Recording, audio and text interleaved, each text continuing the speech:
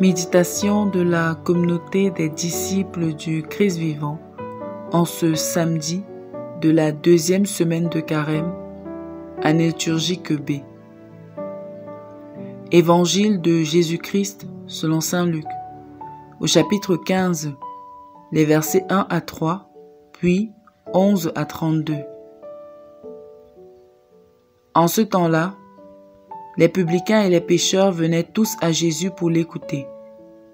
Les pharisiens et les scribes récriminaient contre lui. Cet homme fait bon accueil aux pécheurs et il mange avec eux. Alors Jésus leur dit cette parabole. Un homme avait 2 fils. Le plus jeune dit à son père, « Père, donne-moi la part de fortune qui me revient. » Et le père leur partagea ses biens. Peu de jours après, le plus jeune rassembla tout ce qu'il avait et partit pour un pays lointain, où il dilapida sa fortune en menant une vie de désordre. Il avait tout dépensé quand une grande famine survint dans ce pays, et il commença à se trouver dans le besoin. Il alla s'engager auprès d'un habitant de ce pays, qu'il envoya dans ses champs garder les porcs. Il aurait bien voulu se remplir le ventre avec les gousses que mangeaient les porcs, mais personne ne lui donnait rien. Alors il rentra en lui-même et se dit, « Combien d'ouvriers de mon père ont du pain en abondance, et moi, ici, je meurs de faim. Je me lèverai, j'irai vers mon père, et je lui dirai, « Père, j'ai péché contre le ciel et envers toi. Je ne suis plus digne d'être appelé ton fils. Traite-moi comme l'un de tes ouvriers. » Il se leva et s'en alla vers son père. Comme il était encore loin, son père l'aperçut et fut saisi de compassion. Il courut se jeter à son cou et le couvrit de baisers.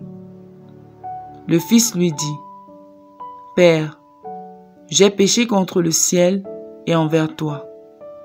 Je ne suis plus digne d'être appelé ton fils. » Mais le père dit à ses serviteurs, « Vite, apportez le plus beau vêtement pour l'habiller.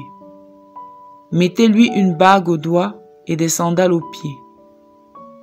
Allez chercher le veau gras, tuez-le, mangeons et festoyons. Car mon fils que voilà était mort, et il est revenu à la vie. Il était perdu, et il est retrouvé. » Et ils commencèrent à festoyer.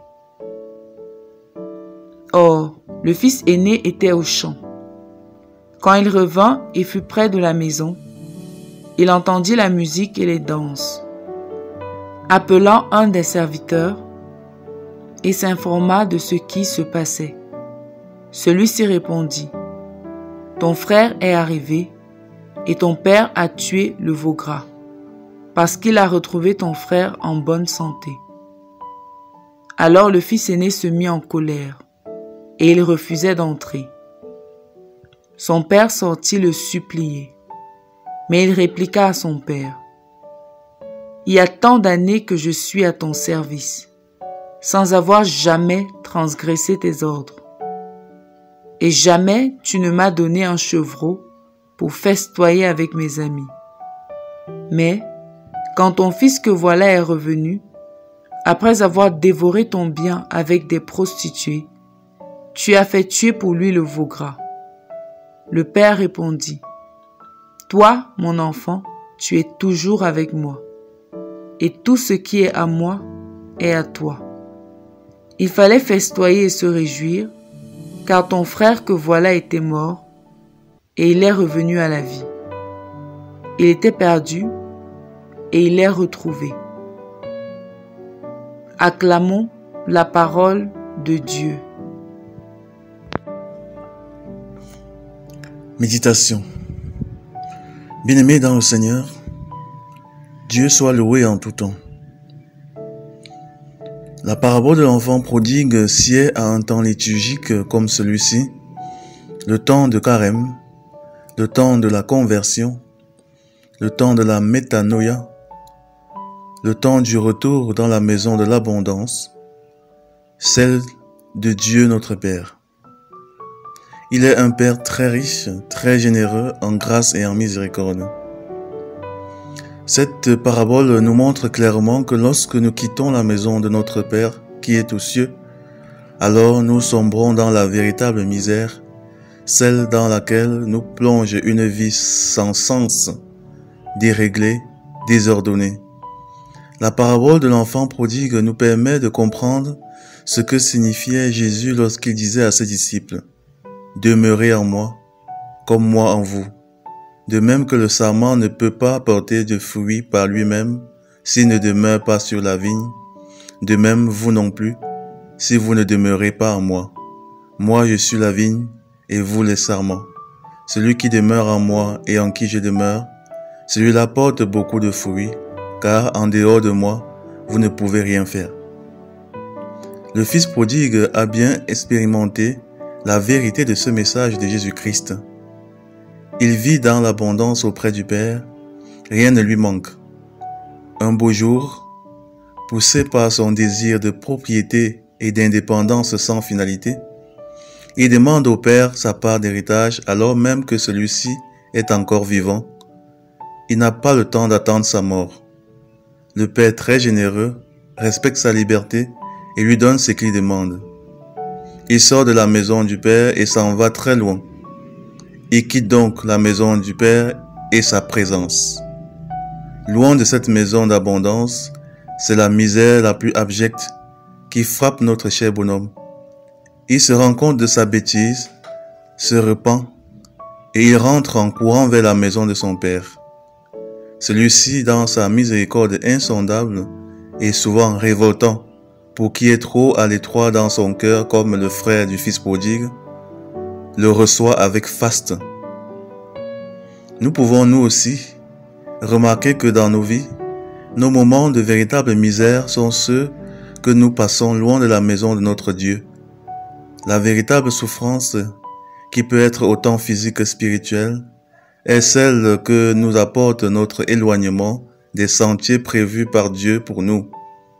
Lorsque nous quittons Dieu, nous décidons de quitter par le fait même l'abondance pour la misère, la galère.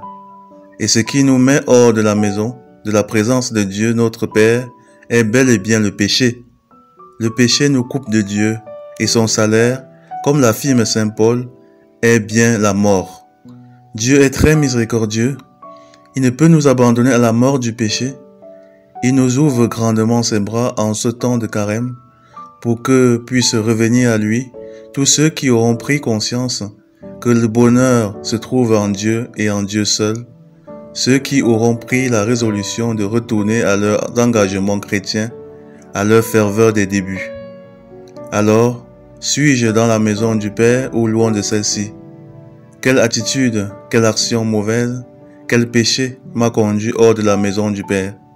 Suis-je prêt à faire pénitence et à demander le pardon de Dieu? Prions.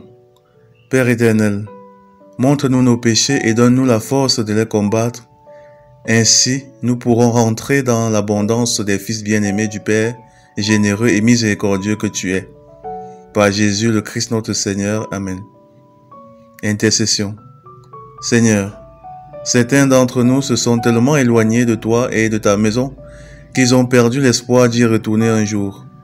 Seigneur, nous te les confions, afin que tu puisses leur donner le courage d'oser faire le premier pas sur le chemin du retour vers toi, car nul n'est trop loin pour toi. Vierge Marie, intercède pour nous. Exercice spirituel. Faire son examen de conscience et confesser ses péchés. Loué soit Jésus-Christ, à jamais.